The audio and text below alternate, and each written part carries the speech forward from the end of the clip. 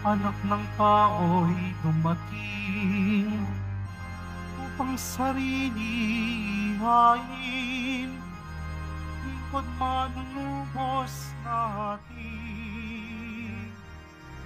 Hallelujah, hallelujah, hallelujah.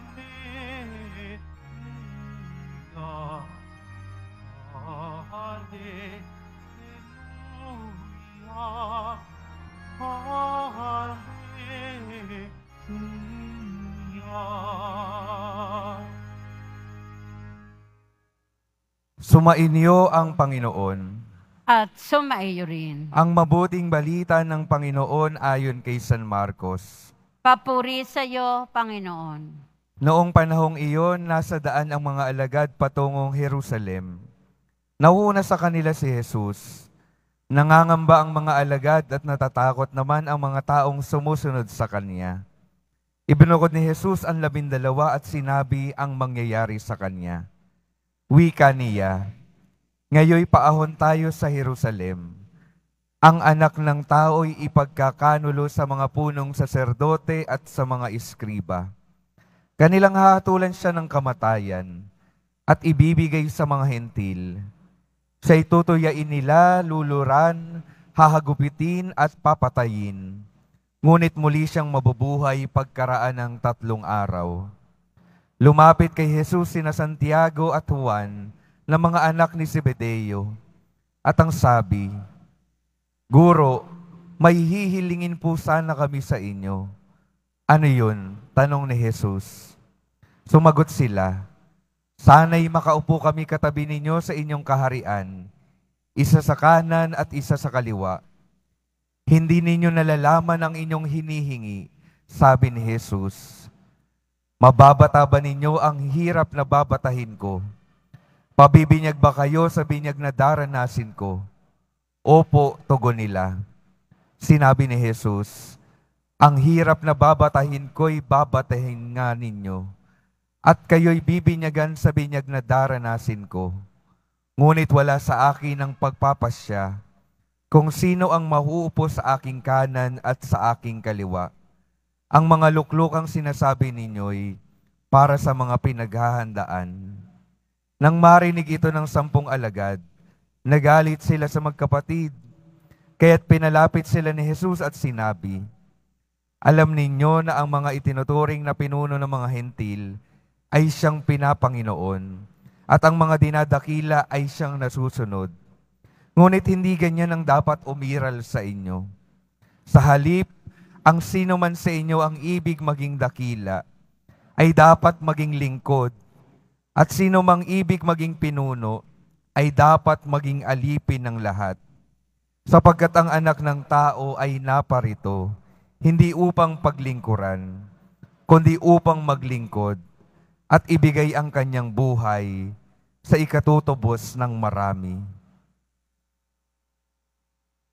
Ang mabuting balita ng Panginoon. Pinupuri ka namin, Panginoong Hesukristo. Magsiupo muna ang lahat. Magandang umaga po sa inyong lahat, mga minamahal kong mga kapatid na naririto at kasama natin online. Good morning po. Pakingitian naman po yung mga katabi, pakisabi sa kanila, magandang umaga.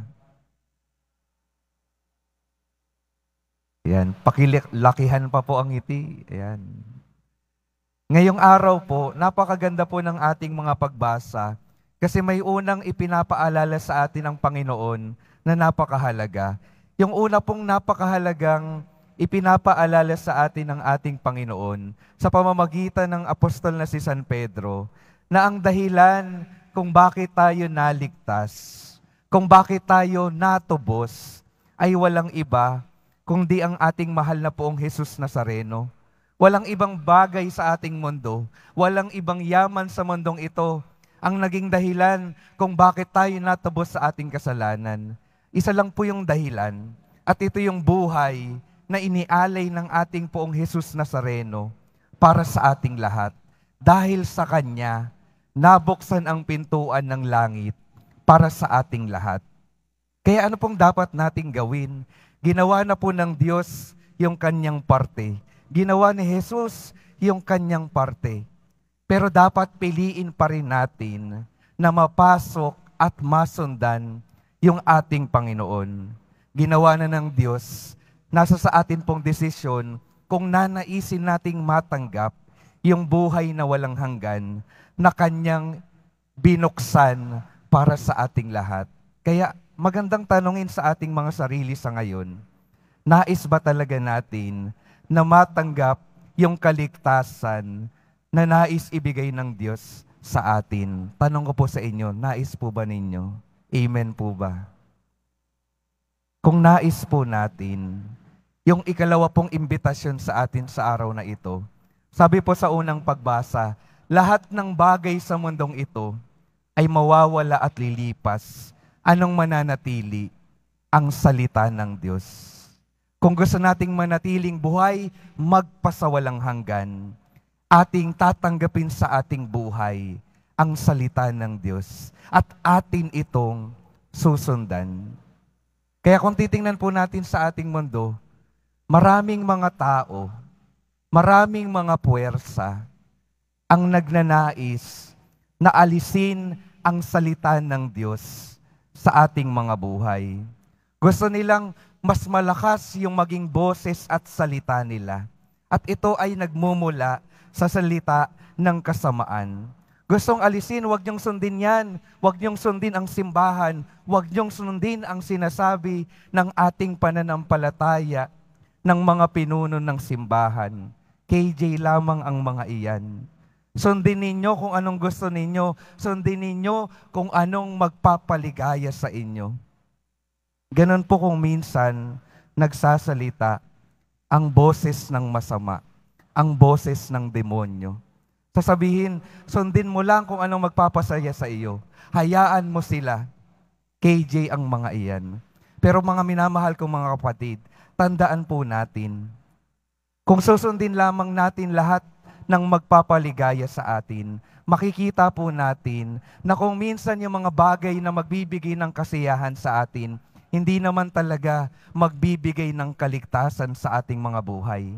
Kaya kailangan nating suriin yung ating mga pinapakinggan at mga sinusunod. Maaring hindi magbigay ng kaligayahan sa atin sa ngayon, pero ito yung tama, ito yung magbibigay sa atin, magdadala sa atin sa kaligtasan.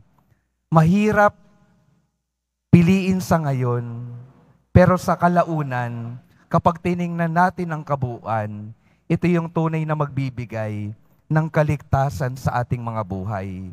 Kaya napakahalagang paanyaya po mga minamahal kong mga kapatid.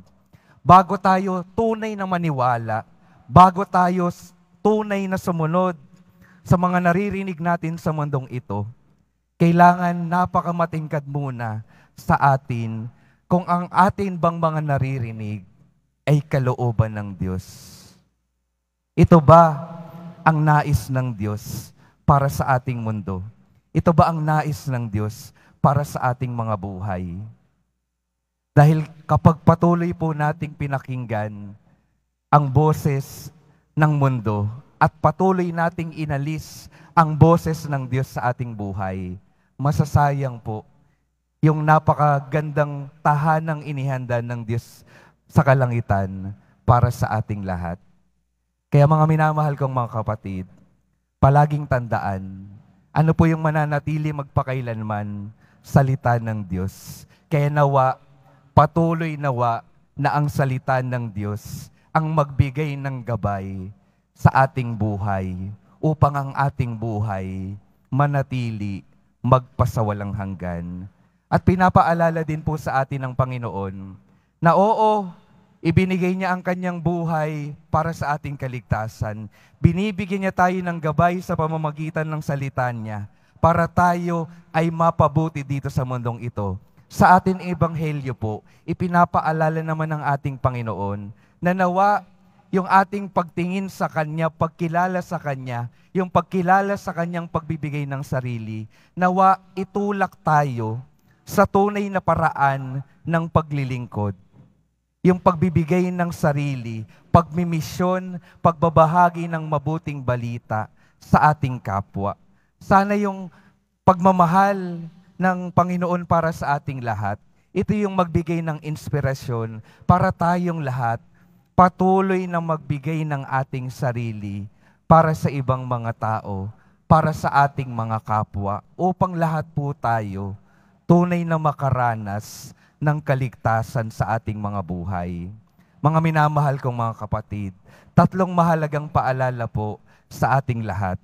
Walang ibang dahilan ng kaligtasan, kundi ang ating mahal na poong Jesus Nazareno. Nawa tayo rin ay makiisa at tumanggap sa kaligtasang nais niyang ibigay sa ating lahat. Ikalawa, kung nais nating manatiling buhay magpakailanman, itago natin sa ating mga puso ang salita ng Diyos. At ikatlo, isabuhay natin ang ating mga natatanggap sa Panginoon na makikita sa ating pagmimisyon, sa ating buhay sa ating buhay na nagpapakita ng kabutihan ng Diyos ngayon at magpasawalang hanggan. Amen.